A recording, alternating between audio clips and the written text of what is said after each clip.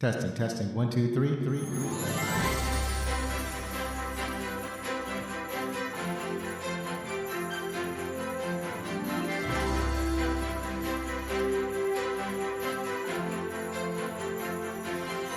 Hello, everyone.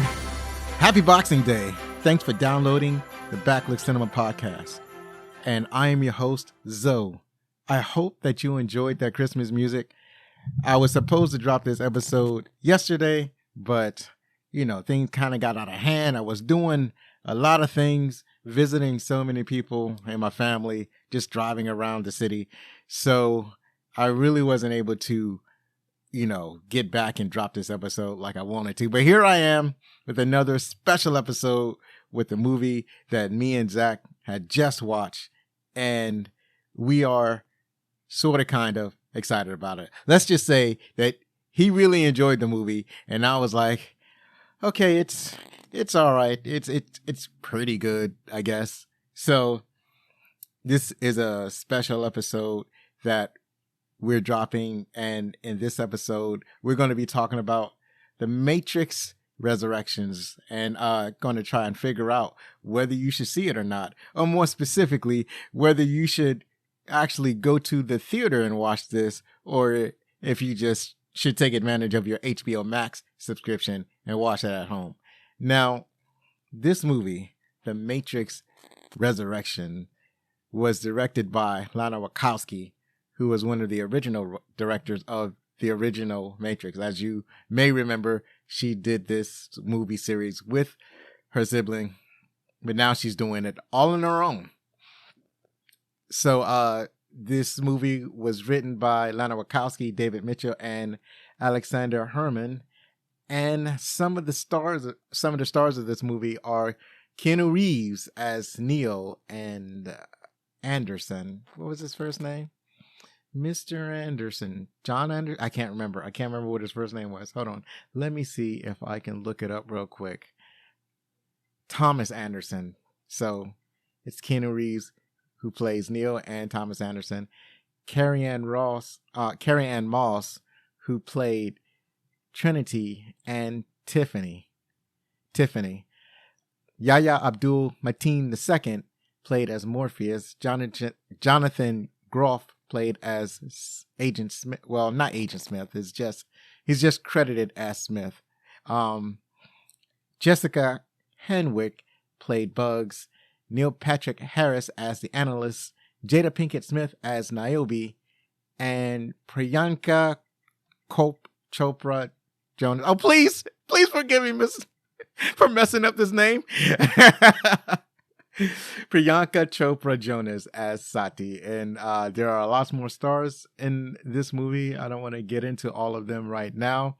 Just want to go in to talk about my impressions of this movie.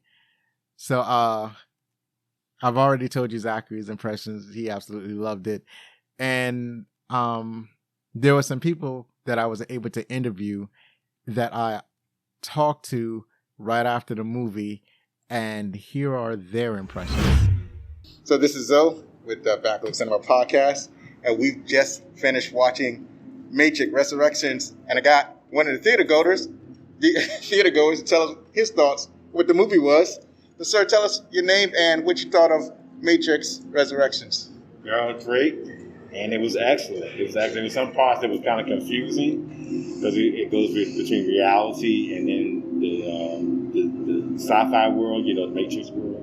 But it was a great movie, and I enjoyed it very much. Oh, that's awesome. So, you know what? I also had some confusing moments. Mm-hmm. So, do you have a social media that you want people to follow? No, I don't. Yeah, okay, all right, cool. So, let me ask you something. Would you recommend this for other people to watch?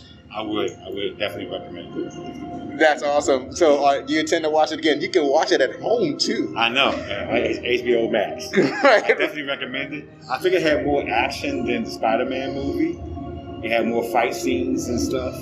Like I said, I enjoyed that part of the movie, and that's like the history of the Matrix. It all has good fight scenes and stuff. So that's exactly right. That, yes. That's exactly right. Your son want to say a few words? Oh, you want to say something, Darren?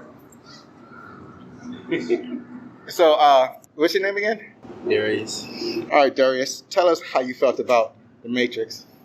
It was a very good movie, and it's kind of confusing because I really don't remember what happened in the last Matrix, but it kind of summed up. It's a very good movie though. For the people like fans of the Matrix, you'd be satisfied with what they did. Yeah, I agree. There were definitely some confusing parts, but I think this is one of those movies that bears rewatching. So, would you recommend other people to watch this movie, and would you watch it again? Oh, I definitely would watch it again. It has some very good fight scenes. That's awesome. I appreciate that. Thank you too. I appreciate you too for rendering your opinions. And do you have a social media handle you want people to look up? Not really. I'm just cool. All right. Thank you very much. Thank you, you too. Appreciate you. All right. Thank you. All right. Thank you. You have a nice day. And we're back. So there you go. You got an opinion from Daryl Drake and his son Darius. And obviously they really enjoyed the movie. So we'll start off from there. My impression of the movie is generally that it was okay. It was fair. It was middling, if I may use the term.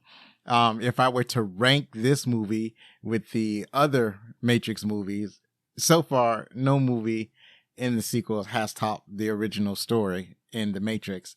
So you have The Matrix Resurrections and the Matrix Reloaded and the Matrix Revolution, I think it's called.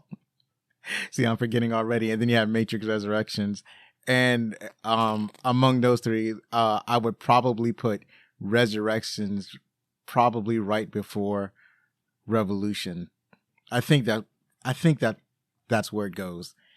It is kind of hard to find a real place for it, but in my mind, that's where it fits. I guess in other people's rankings, it might fit higher or lower.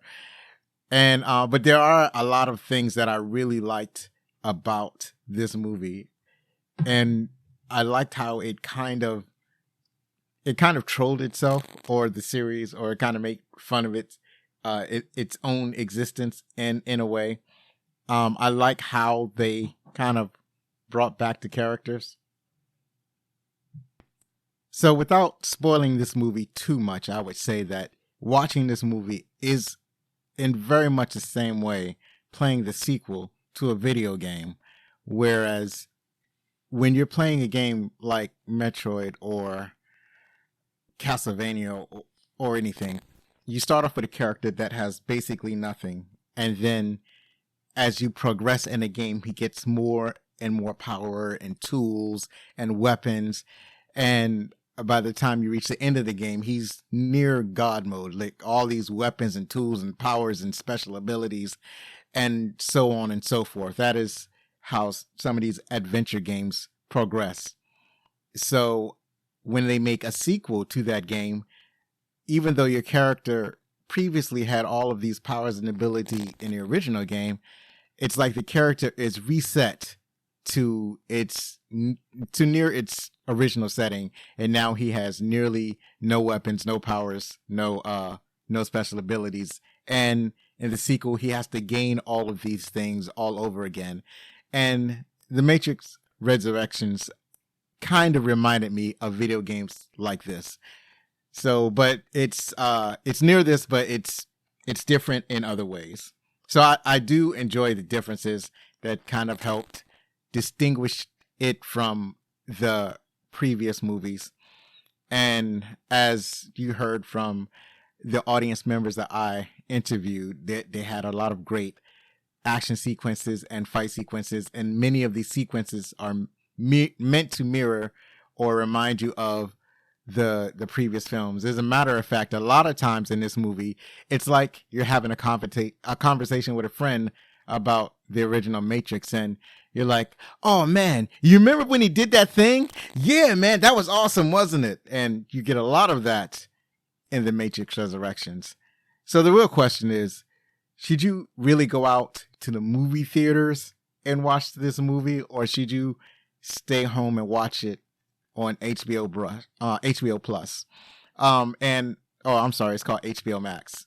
And I'm really in the camp of it's a halfway decent movie, but it's better to stay home and watch it on HBO Max. It's not really a movie that is worth risking your health for, right? So there are other movies that I think are more worthy of a theater visit, and unfortunately, this is not one of them. I mean, I liked it. I thought it was okay, but I didn't think it was great. It doesn't really measure up to the original movie, and I guess it's also best to say that I enjoyed the return of the actors playing these iconic roles more than I enjoyed the overall story itself.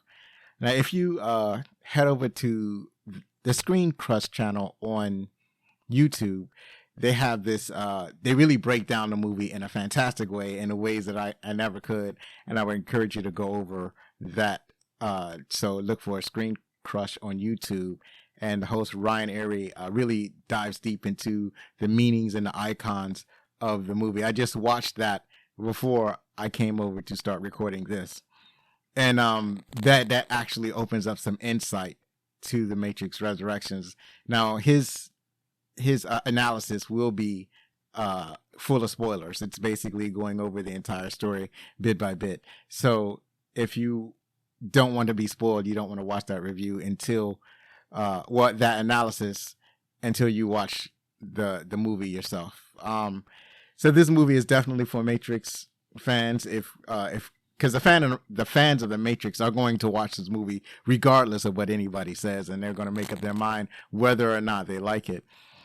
I would say that if you really enjoy the Matrix and you're a fan of the Matrix, then this movie really does bear watching twice. I've only watched it once so far. I'll probably watch it again sometime during the week, but it's definitely not up there with the original Matrix, at least not yet. But they do tell a very interesting story. So those are my thoughts and feelings of the Matrix Resurrections. And I want to thank you for downloading, once again, this bonus episode of Backlit Cinema, the podcast. As it's changed on some icons, I recognize the icon of my show has changed on some platforms where you might get your podcast, but it hasn't changed on others. But I'm still feeling out the newness of the show. So next week we're going to have our first regular brand new episode with just me as your host doing all the talking. And I haven't figured out what movie that I'm going to do on the next regular episode, but I'll figure it out before the end of the week. And I hope that you've all had a very Merry Christmas. I hope you have a good Boxing Day today and have a great rest of your week. You know, hug your loved ones, tell somebody that you care about them, and be outstanding.